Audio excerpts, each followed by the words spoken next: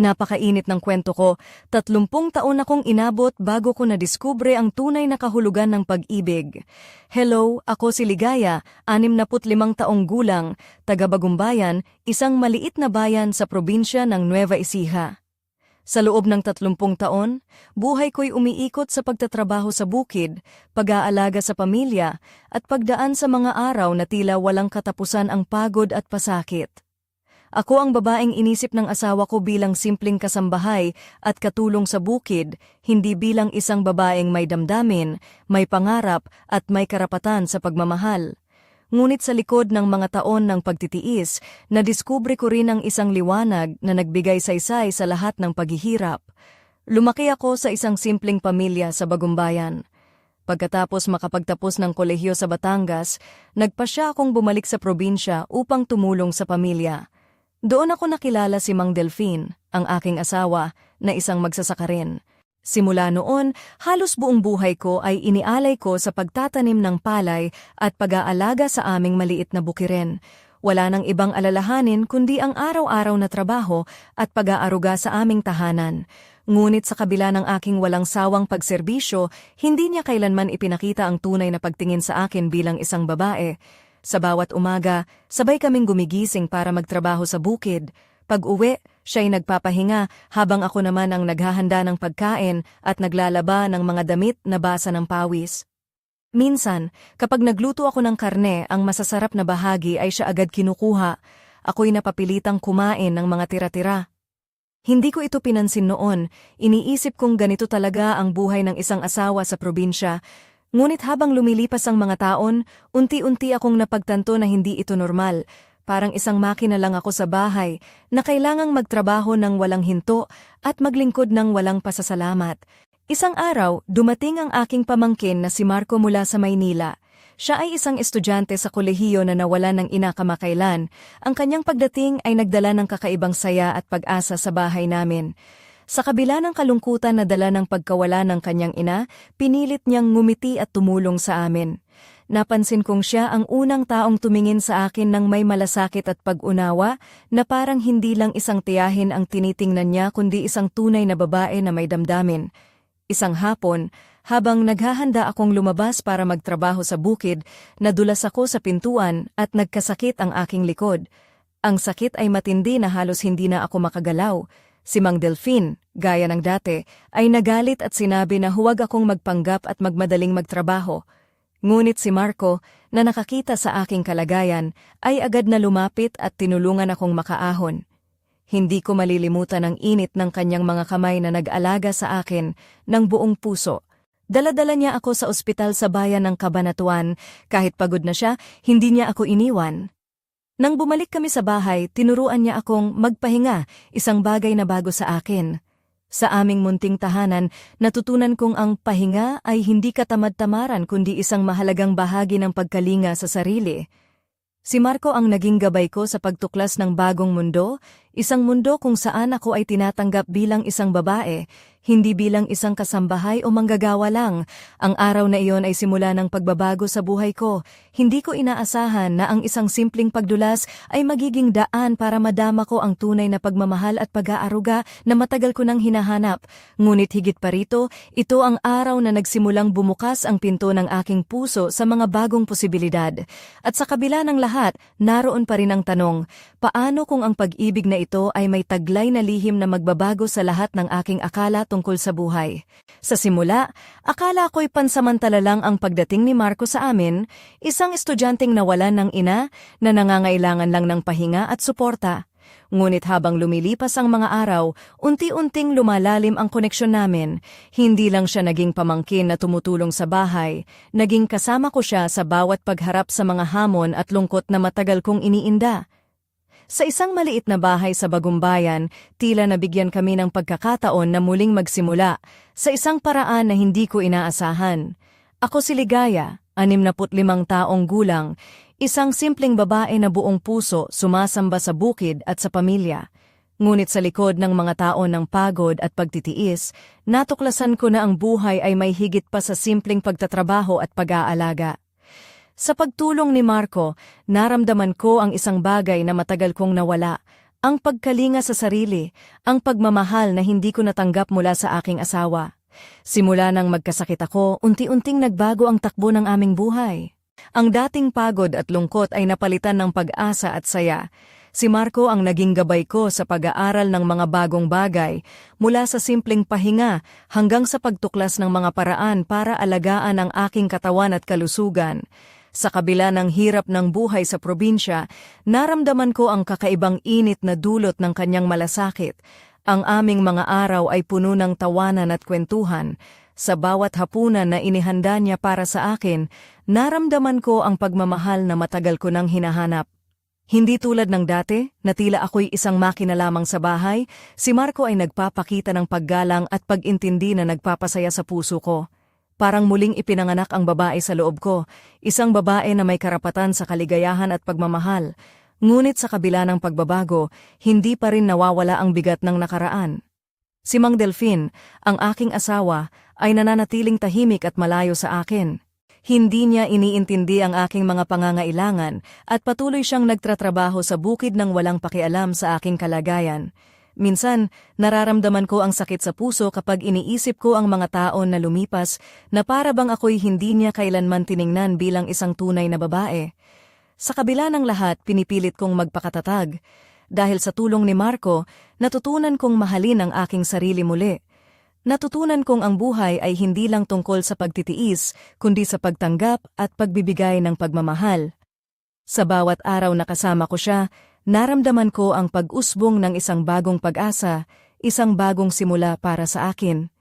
Ngunit may isang bagay na patuloy kong iniisip. Ano nga ba ang tunay na kahulugan ng pagiging babae? At paano ko matatagpuan ang kaligayahan na matagal kong hinahanap sa gitna ng mga pagsubok at pagbabago? Sa paglalakbay na ito, handa ba akong harapin ang mga lihim at katotohanang matagal nang nakatago sa aking puso? Ang sagot ay unti-unting lumalapit, dala ng mga pangyayaring magbabago ng lahat ng aking inaakala tungkol sa sarili ko at sa mundong aking ginagalawan. Hindi ko malilimutan ang mga araw bago ako nadulas at nagkasakit ng likod, parang isang paulit-ulit na siklo ng pagod at kawalang pansin ang buhay namin sa probinsya. Ako ang laging may gawa, mula sa pag-aararo sa bukid hanggang sa pagluluto at paglilinis ng bahay. Si Mang Delfin, ang aking asawa, ay tila walang pakialam sa mga pangangailangan ko bilang isang babae. Para sa kanya, ako'y isang kasambahay na dapat magtrabaho ng walang reklamo, hindi isang asawa na dapat mahalin at alagaan. Ako si Ligaya, 65 taong gulang, isang babaeng nagtiis ng 30 taon sa ilalim ng isang malamig na pagtingin. Sa isang tahimik na baryo sa Nueva Ecija, araw-araw kong dinadala ang bigat ng buhay habang sinisikap kong itago ang lungkot sa likod ng ngiti. Ngunit kahit gaano man ako magpanggap, may bahagi sa akin na unti-unting nanghihina, naghahanap ng pagmamahal at pag-aaruga. Ang pagdating ni Marco, ang aking pamangkin na nawalan ng ina, ay isang biyaya na hindi ko inaasahan. Sa kabila ng kanyang sariling kalungkutan, siya'y naging ilaw sa madilim kong mundo. Hindi tulad ni Mang Delfin na malamig ang puso, si Marco ay malambing at maunawain. Minsan, habang ako'y naghahanda ng lumabas sa bukid, nadulas ako sa pintuan at naramdaman ang matinding sakit sa likod. Doon ko unang naramdaman ang tunay na malasakit mula kay Marco.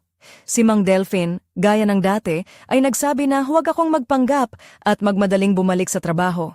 Ngunit si Marco, na may hindi matatawarang pag-aalala, ay agad na tumulong sa akin. Ang kanyang mga kamay ay puno ng init at pag-aalaga habang tinulungan niya akong makabangon. Dala niya ako sa ospital sa bayan ng Cabanatuan kahit na mahaba ang biyahe at pagod na siya. Habang nagpapagaling ako, tinuruan ako ni Marco kung ano ang ibig sabihin ng magpahinga, isang konseptong bago sa akin. Sa aming maliit na bahay sa Bagumbayan, natutunan kong ang pahinga ay hindi katamad-tamaran kundi isang mahalagang bahagi ng pag-aalaga sa sarili. Sa bawat araw na lumilipas, unti-unting bumabalik ang sigla ko, dala ng malasakit ng isang taong tunay na nagmamahal, ngunit hindi madali ang lahat. Si Mang Delfin ay patuloy na malamig at walang pakialam. Hindi niya makita ang pagbabago sa akin at para bang mas lalo pa akong pinababigatan. Sa kabila nito, pinipilit kong manatiling matatag. Dahil sa tulong ni Marco, natutunan kong mahalin ang aking sarili muli. Natuklasan kong may karapatan ako sa kaligayahan, sa pagmamahal, at sa pag-aaruga. Ngunit sa likod ng lahat ng ito, may isang lihim na unti-unting lumilitaw, isang lihim na magpapabago sa aking buhay at sa lahat ng aking inaakala. Ang tanong ay, handa ba akong harapin ang katotohanan ito? At paano ko haharapin ang mga pagbabagong darating na maaaring magbaliktad ng aking mundo? Ang sagot ay unti-unting lumalapit, dala ng mga pangyayaring magdadala ng kakaibang liwanag at dilim sa aking buhay. Ang aking paglalakbay ay nagsisimula pa lamang at hindi ko alam kung saan ito patutungo, ngunit isang bagay ang sigurado, hindi na ako babalik sa dati kong kalagayan. Hindi ko malilimutan ang araw na yon, ang araw na nagbago ang lahat. Ako si Ligaya, 65 taong gulang, isang simpleng babae mula sa Bagumbayan, Nueva Ecija, na sa loob ng 30 taon ay nanatiling tahimik at matiyagang nagtiis sa ilalim ng malamig na pagtingin at kawalang pakialam ng aking asawa. Ngunit noong araw na iyon, nang madulas ako sa pintuan at maramdaman ang matinding sakit sa aking likod, unti-unting bumukas ang pinto ng pagbabago. Habang pinipilit kong bumangon, ramdam ko ang bigat ng pagod na matagal ko nang dinadala. Si Mang Delfin, tulad ng dati, ay nagsabi na huwag akong magpanggap at bumalik agad sa bukid. Ngunit si Marco, ang aking pamangkin, ay hindi nagdalawang isip na tumulong sa akin.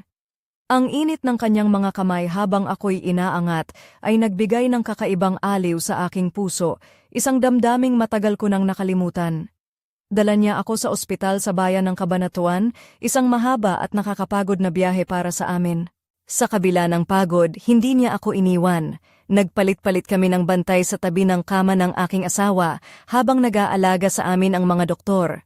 Sa mga gabing iyon, nakita ko ang iba't ibang mukha ng pagdadalamhati at pagmamahal, lalo na nang makita ko si Marco na may luha sa mga mata habang tahimik na inaalalayan ang aming pamilya.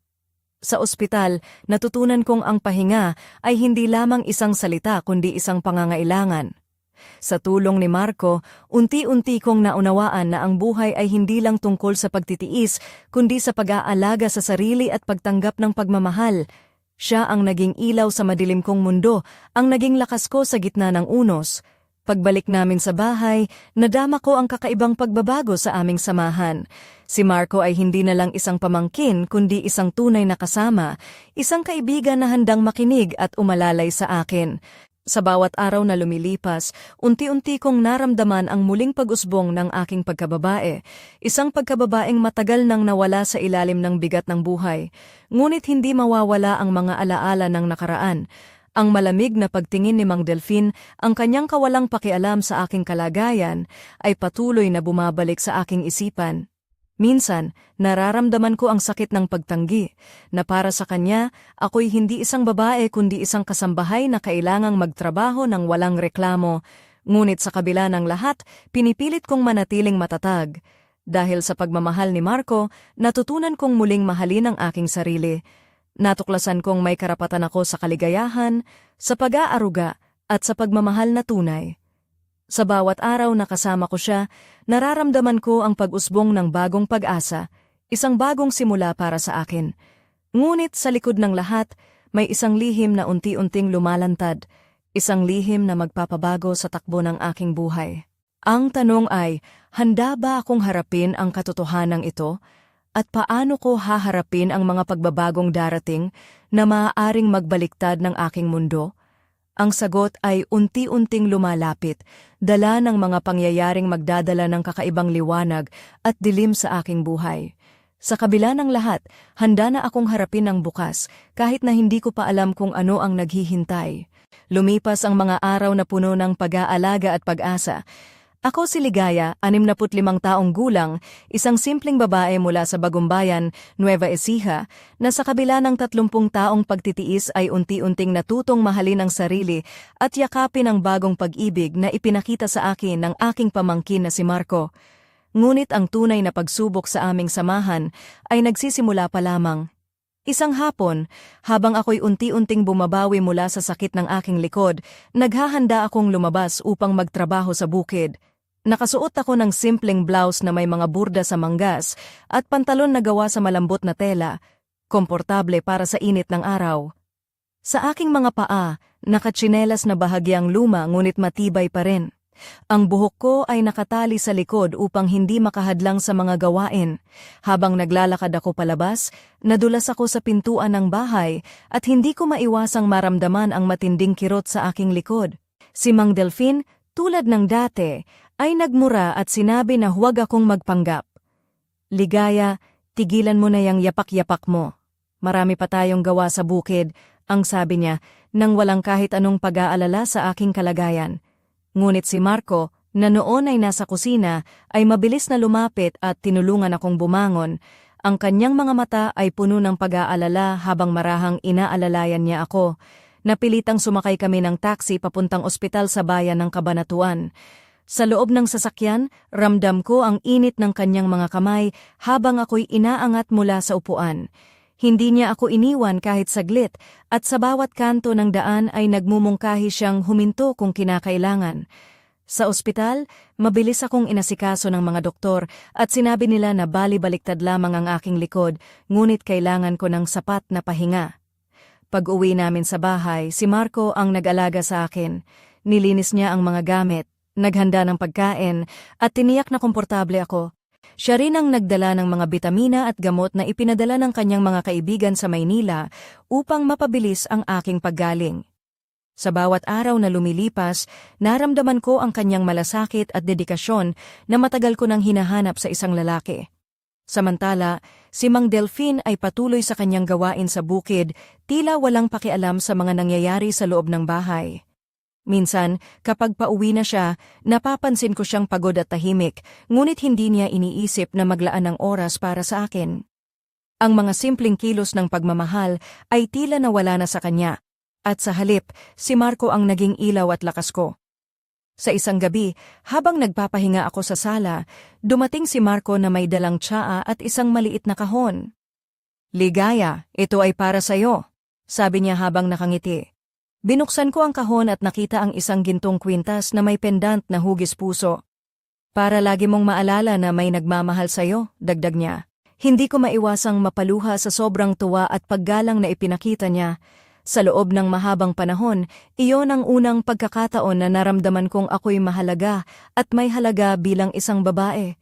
Ang kwintas ay naging simbolo ng bagong pag-asa at pagmamahal sa aking puso. Ngunit sa kabila ng mga magagandang sandali, hindi ko maiwasang mag-alala sa darating. Paano kung malaman ito ni Mang Delfin? Paano kung ang mga pagbabago sa akin ay magdulot ng hindi inaasahang mga pangyayari? Sa puso ko, alam kong may mga lihim na unti-unting sumisiklab, handang sumabog sa tamang panahon. At sa likod ng lahat, naroon ang tanong na bumabalot sa aking isipan. Ano nga ba ang tunay na halaga ng pagiging babae at paano ko ito ipagtatanggol sa gitna ng mga pagsubok na darating? Ang sagot ay unti-unting lumalapit, dala ng mga pangyayaring magbabago sa lahat ng aking inaakala tungkol sa buhay at pag-ibig. Ngunit ang huli kong hiling ay maging handa para sa unos na paparating, isang unos na magpapabago sa aking mundo magpakailanman. Hindi ko inakala na ang simpleng pagkadulas ko sa pintuan ay magdudulot ng ganito kalaking pagbabago sa buhay ko.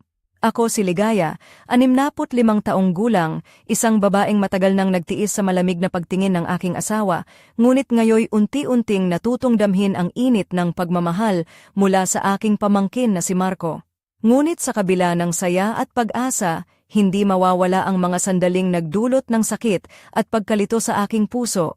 Habang nagpapagaling ako, napapaisip ako kung paano ko nga ba haharapin ang mga pangyayaring nagbago sa akin. 30 taon akong nagtrabaho ng walang humpay, palaging inuuna ang kapakanan ng iba kaysa sarili ko.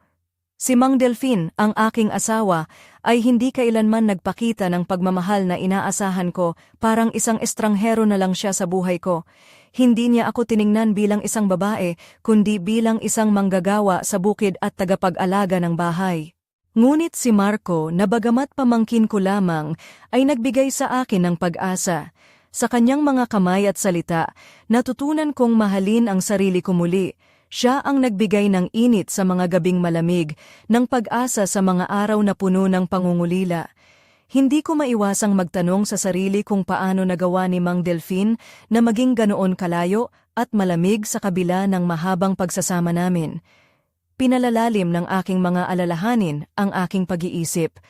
Paano kung hindi na kailanman magkakaroon ng pagkakataon ng aming pagsasama na maibalik ang dating init? Paano kung ako na lang ang nagmamahal habang siya ay nananatiling walang pakialam?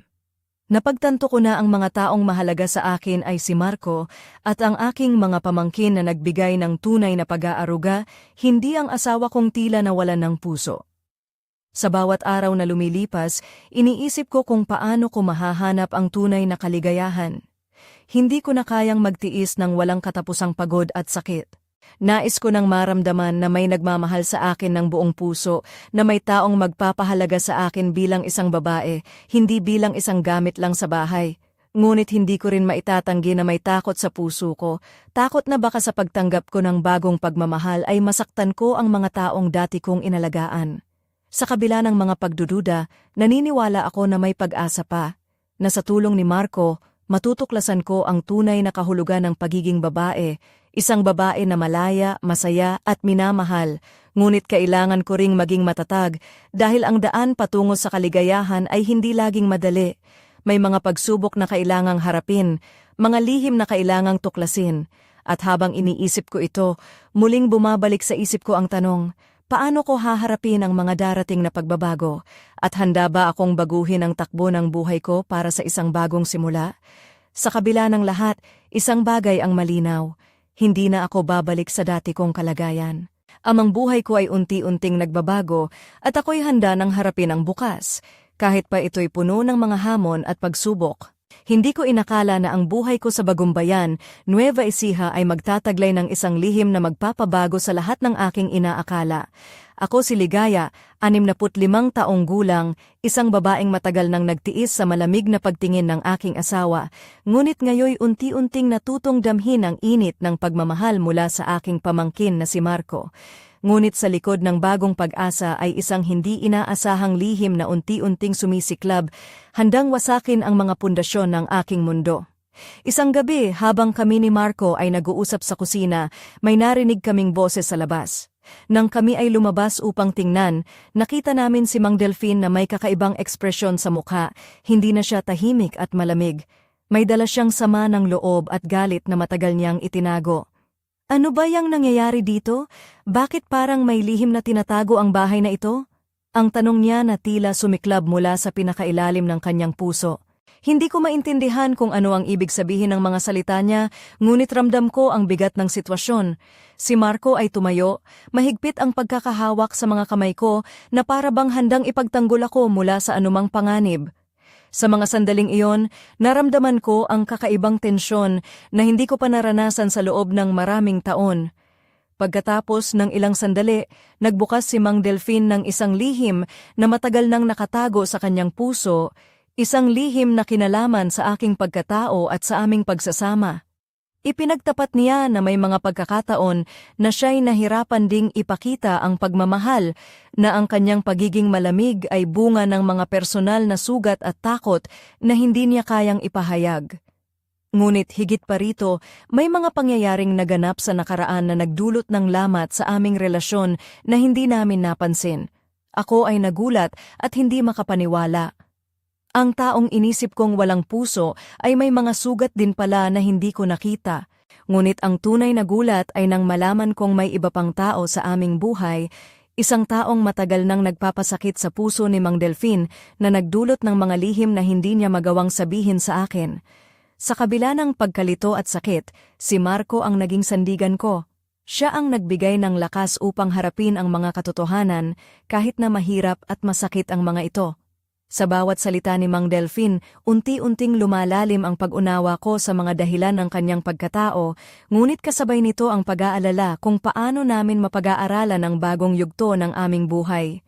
Ang mga pangyayaring ito ay parang bagyong dumaan sa aming munting tahanan, isang bagyong nagbukas ng mga sugat, nagpatibay ng aming samahan, at nagbigay ng bagong pag-asa. Ngunit sa likod ng lahat, may mga tanong na patuloy na bumabalot sa aking isipan. Paano kami magpapatuloy? At ano ang magiging kapalaran ng aming pamilya sa gitna ng mga lihim at pagbabago? Ang sagot ay unti-unting lumalapit. Dala ng mga pangyayaring magpapabago sa lahat ng aking inaakala tungkol sa pag-ibig, pamilya, at buhay. Ngunit ang pinakamahalaga, handa na akong harapin ang lahat, kahit gaano pa ito kahirap, dahil sa unang pagkakataon sa loob ng maraming taon, ako'y hindi na nag-iisa. Hindi ko lubos maisip na ang mga lihim na matagal nang itinago ay sisiklab sa gitna ng aming payapang buhay sa Bagumbayan.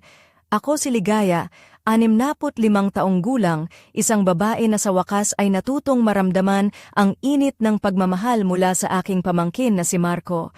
Ngunit ang pag-ibig na iyon ay nagdala rin ng isang unos na hindi ko inaasahan. Pagkatapos ng gabing nagbukas si Mang Delfin ng kanyang mga tinatagong sugat, unti-unting lumalim ang tensyon sa aming tahanan. Ang mga salita niya tungkol sa mga pangyayari sa nakaraan ay parang mga patalim na sumaksak sa aking puso. May mga taong nagdulot ng sakit, mga lihim na nagbulag sa amin sa isa't isa, at mga pangyayaring nagbago ng takbo ng aming buhay magpakailanman. Isang araw habang ako'y nagpapahinga sa sala, biglang pumasok si Mang Delfin na may dalang sulat. "Ligaya, ito ang huling piraso ng katotohanan na kailangang malaman mo," ang sabi niya habang nanginginig ang kamay. Nang binuksan ko ang sulat, nalaman ko na may iba siyang relasyon sa Maynila, isang lihim na relasyon na matagal niyang itinatago sa akin. Hindi ko malaman kung paano ko haharapin ang katotohanan na ang taong inakala kong asawa ay may ibang buhay sa lungsod. Sa kabila ng sakit, si Marco ang naging sandigan ko. Siya ang nag-aliw at nagpakita ng walang hanggang suporta. Sa mga araw na iyon, naramdaman ko ang tunay na kahulugan ng pagkalinga, hindi ang pagkakait ng pagmamahal kundi ang pagbibigay nito ng buong puso.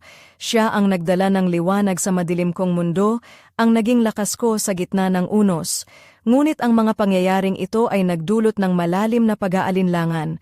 Paano ko haharapin ang aking asawa na may daladalang ganitong lihim? Paano ko patatagin ang aking sarili upang harapin ang mga pagsubok na ito? At higit sa lahat, ano ang magiging kapalaran ng aming pamilya? Sa gitna ng lahat ng ito, unti-unting lumalalim ang koneksyon namin ni Marco. Hindi na lang siya ang pamangkin ko, kundi ang taong nagbibigay buhay sa aking puso. Sa bawat hapunan na inihanda niya, sa bawat gabi na kami magkasama sa maliit na sala, nararamdaman ko ang init ng pagmamahal na matagal ko nang hinahanap. Ngunit ang buhay ay puno ng hindi inaasahang pangyayari. Isang gabi dumating si Mang Delfin ng lasing, dala ang galit at sama ng loob. Nagkaroon kami ng matinding pagtatalo at sa mga sandaling iyon, naramdaman ko ang bigat ng mga taon ng pagdurusa. Ngunit sa kabila ng lahat, hindi ko kayang iwan siya dahil sa kabila ng kanyang mga pagkukulang, siya pa rin ang aking asawa. Ang mga pangyayaring ito ay parang apoy na sumusunog sa aking puso. Masakit, ngunit nagbibigay liwanag. Sa kabila ng lahat, handa akong harapin ang bukas kahit pa ito'y puno ng mga pagsubok at lihim. Ang tanong ay, paano ko mapapanatili ang aking pagkatao sa gitna ng unos na ito? Ang sagot ay unti-unting lumalapit, dala ng mga pangyayaring magbabago sa lahat ng aking inaakala tungkol sa pag-ibig, pamilya at sarili. Ngunit higit sa lahat, handa na akong harapin ang lahat. Dahil sa wakas, natuklasan ko ang tunay na kahulugan ng pagiging babae. Hindi ko maipaliwanag ang tindi ng emosyon na bumalot sa akin nang sumiklab ang unos sa aming tahanan sa Bagumbayan. Ako si Ligaya, 65 taong gulang, isang babaeng matagal nang nagtiis sa dilim ng pag-iisa, ngunit ngayoy napagbuklod ng mga lihim, pag-ibig at mga sugatang puso. Ang mga pangyayaring naganap ay parang apoy na sumunog sa bawat sulok ng aking pagkatao, nag-iiwan ng abo ng sakit, ngunit nagpapasigla rin ng bagong pag-asa. Dumating si Mang Delfin ng lasing, dala ang galit at sama ng loob na hindi na niya mapigilan. Sa gitna ng aming pagtatalo, bumukas ang lahat, ang mga tampo, ang mga lihim, ang mga pagkukulang na matagal nang nakatago. Narinig ko ang mga salita niyang puno ng hinanakit at sa bawat pagbulalas niya, unti-unting nabasag ang mga pader ng aming katahimikan. Ngunit sa likod ng kanyang galit, nakita ko ang sugatang puso ng isang lalaking matagal nang nagdurusa. Ang lalaki na noon ay tila isang estranghero, ngayoy nagpakita ng kahinaan at pagnanais na maunawaan. Sa gitna ng unos, si Marco ang naging sandigan ko, ang tanglaw na nagbigay liwanag sa kadiliman ng gabi. Siya ang nag-alalay sa akin, nagbigay lakas sa bawat hakbang na pilit kong tinatahak. Ang aming relasyon ay naging mas matindi at masalimuot. Hindi na lang kami magpinsan kundi magkasintahan na may dalang mga sugat at pangarap. Sa bawat hapunan na inihanda niya, sa bawat gabi na kami magkasama sa maliit na sala, naramdaman ko ang init ng pagmamahal na matagal ko nang hinahanap. Ngunit alam kong hindi ito madali. Ang bawat sandali ay puno ng tensyon, pag-aalinlangan, at mga lihim na nagbabanta na sirain ang lahat. Ang buhay ko ay naging isang dramatikong pelikula, may halong saya, lungkot, at pag-asa. Ang mga araw ay puno ng pag-iyak at pagtawa, ng mga yakap at pagdaramdam. Ang bawat kilos at salita ay may dalang bigat at kahulugan na nagpapalalim sa aming samahan ngunit nagdadala rin ng panganib. Ngunit sa kabila ng lahat, nararamdaman ko ang isang kakaibang kalayaan, isang kalayaang matagal ko nang hinahangad. Sa tulong ni Marco, natutunan kong yakapin ang aking pagkatao bilang isang babae na may karapatan sa pagmamahal, kaligayahan, at pag-aaruga. Ngunit ang tanong ay, hanggang kailan kaya ito magtatagal? At ano ang magiging kapalaran namin sa harap ng mga pagsubok na darating? Ang mga pangyayaring ito ay parang apoy na sumusunog sa aking puso. Masakit, ngunit nagbibigay liwanag. At sa kabila ng lahat, handa akong harapin ang bukas, kahit pa ito'y puno ng mga pagsubok at lihim. Ngunit isang malakas na tanong ang bumabalot sa aking isipan. Ano ang tunay na halaga ng pag-ibig sa mundong puno ng lihim at pagtataksil? Sa kabila ng lahat, ang sagot ay unti-unting lumalapit, dala ng mga pangyayaring magbabago sa lahat ng aking inaakala tungkol sa buhay, pag-ibig at sarili. Ngunit ang pinakamahalaga, handa na akong harapin ang lahat dahil sa wakas, natuklasan ko ang tunay na kahulugan ng pagiging babae. Hindi ko inaasahan na ang buhay ko na matagal nang nakatali sa tahimik na pagtitiis sa bagumbayan ay magbabago ng ganito kalalim at kasidhig. Ako si Ligaya, 65 taong gulang, isang babaeng matagal nang naghahanap ng tunay na pag-ibig at pagkalinga, ngayon ay nakatayo sa harap ng isang bagong mundo, isang mundong puno ng lihim, pag-asa, at mga desisyong kailangang gawin. Sa mga nagdaang buwan, ang samahan namin ni Marco ay lumalim na lampas sa pagiging magpinsan. Siya ang nagbigay ng init sa mga gabing malamig, ang naging sandigan ko sa gitna ng unos na dinala ni Mang Delfin. Ngunit kahit ganito, ang puso ko ay puno ng kalituhan at takot. Takot na baka ang pagmamahal na ito ay magdulot ng mas matinding sakit sa huli. Isang gabi, habang kami ni Marco ay magkasamang nag-uusap sa ilalim ng mga bituin, napagpasyahan naming harapin ang lahat ng lihim at problema ng magkasama. Ngunit bago pa man namin mapag-usapan ang mga susunod na hakbang, dumating ang tawag mula sa Maynila, isang balitang magpapabago ng lahat. Ang aking kapatid si Aling Nena ay nagpadala ng mensahe na may kinalaman sa isang matagal nang nakatagong lihim ng aming pamilya. Isang lihim na maaaring magpaliwanag sa mga pangyayaring naganap at magbibigay linaw sa madilim na bahagi ng aming buhay. Ngunit ang pagbubunyag nito ay hindi magiging madali dahil maaring masira ang mga pundasyon na matagal nang naitatag. Habang nakikinig kami ni Marco sa balitang ito, ramdam ko ang pag-ikot ng mundo sa paligid ko. Ang mga tanong na matagal ko nang itinago ay muling bumalik. Ano ba talaga ang katotohanan? Ano ang magiging kapalaran namin? At higit sa lahat, handa ba akong harapin ang mga lihim na ito kahit pamasaktan ang puso ko? Ngunit sa kabila ng lahat, may isang bagay na malinaw sa akin. Hindi na ako babalik sa dating buhay na walang pag-asa at pagmamahal. Sa wakas natuklasan ko ang tunay na kahulugan ng pagiging babae, ang tapang na harapin ang katotohanan, ang lakas na magmahal kahit na masaktan, at ang karapatang maging malaya. Ang bagong yugto ng aking buhay ay magsisimula ngayon, ngunit ang mga susunod na araw ay puno ng mga misteryo at pagsubok na kailangang tuklasin. At sa puso ko may pag-asang kahit gaano pa man kahirap ang daan, hindi ako nag-iisa. Ano kaya ang mga lihim na naghihintay na mabunyag? At paano ko haharapin ang mga pagbabago na magpapabago sa aking buhay magpakailanman? Sa mga susunod na kabanata, sasagutin ko ang mga tanong na ito at sasamahan ninyo ako sa paglalakbay na puno ng pag-ibig, pagdurusa at pag-asa. Ang aking kwento ay hindi nagtatapos dito. Ito ay bagong simula. Isang simula na puno ng mga lihim at pangarap na kailangang tuklasin. At sa bawat hakbang, ako'y lalakas at magmamahal ng higit pa sa dati. Ngayon, handa na akong harapin ang bukas.